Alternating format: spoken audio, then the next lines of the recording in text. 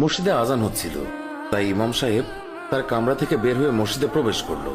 নামাজের জন্য তিনি প্রস্তুতি নিচ্ছিলেন। এমন সময় তিনি লক্ষ্য করলেন, প্রতিদিনের মতো আজকেও একটি বৃদ্ধা মহিলা মসজিদের সামনে ভিক্ষার উদ্দেশ্যে এসে দাঁড়ালো। বৃদ্ধাটি প্রতিদিন ভিক্ষা করতে আসে, অথচ সে একটি সচ্ছল পরিবার থেকে আসা। বিষয়টি ইমাম সাহেবের খুবই কৌতূহল উদ্রেক করল, আর সে কারণেই ইমাম সাহেব নামাজ শেষে বৃদ্ধা মহিলার কাছে আসলেন। ইমাম সাহেব প্রথমে সালাম দিয়ে জিজ্ঞাসা করলেন, আপনি ভিক্ষা করেন কেন? আপনার পরিবার তো খুবই সচ্ছল। মহিলা বললেন, হুজুর, আপনি তো জানেন বেশ কয়েক মাস হলো আমার স্বামী মারা গেছেন, আর এখানে আমি একা। বৃদ্ধা মহিলার একটি ছেলে ছিল, সে বিদেশে একটা ভালো চাকরিও করে। তখন হুজুর বললেন, আপনার ছেলে কি আপনাকে টাকা পয়সা দেয় না? মহিলা বললেন, সে আমাকে কয়েক মাস আগে টাকা পাঠিয়েছিল, কিন্তু এখন আর কোনো টাকা পয়সা পাঠায় না, শুধুই কিছু রঙিন কাগজের ছবি পাঠায়, আর আমি এইগুলো খুব যত্ন করে রাখি। হঠাৎ করে টাকা পাঠানো বন্ধ করে রঙিন কাগজের ছবি পাঠায়, বিষয়টি হুজুরের কাছে খুবই খটকা মনে হলো।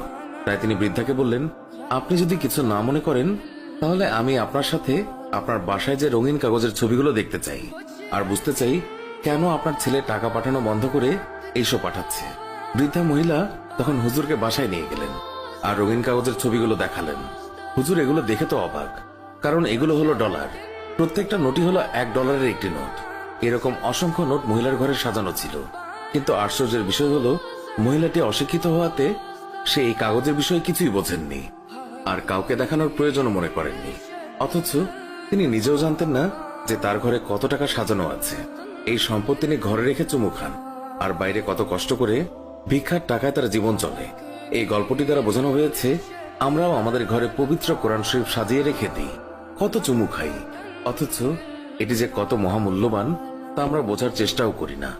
আমরা ওই অজ্ঞ বৃদ্ধা মহিলার নাই, মহামূল্যবান গ্রন্থ কাছে রেখেও তার কদর খুঁজছি না। আমরা যা চাই, সুখ, শান্তি, আরাম, আয়েশ, বিলাসিতা, সবকিছুই তো এই কোরআনের অন্তর্ভুক্ত। যেখানে খোঁজার সেখানে না খুঁজে অন্যত্রে খুঁজে লাভ আছে? পবিত্র কোরআনের হক হচ্ছে এটা পড়া, এটার অর্থ বোঝা এবং মানে খোঁজা। এটাকে ঘরের শেলফে সাজিয়ে না রেখে এটাকে পড়া।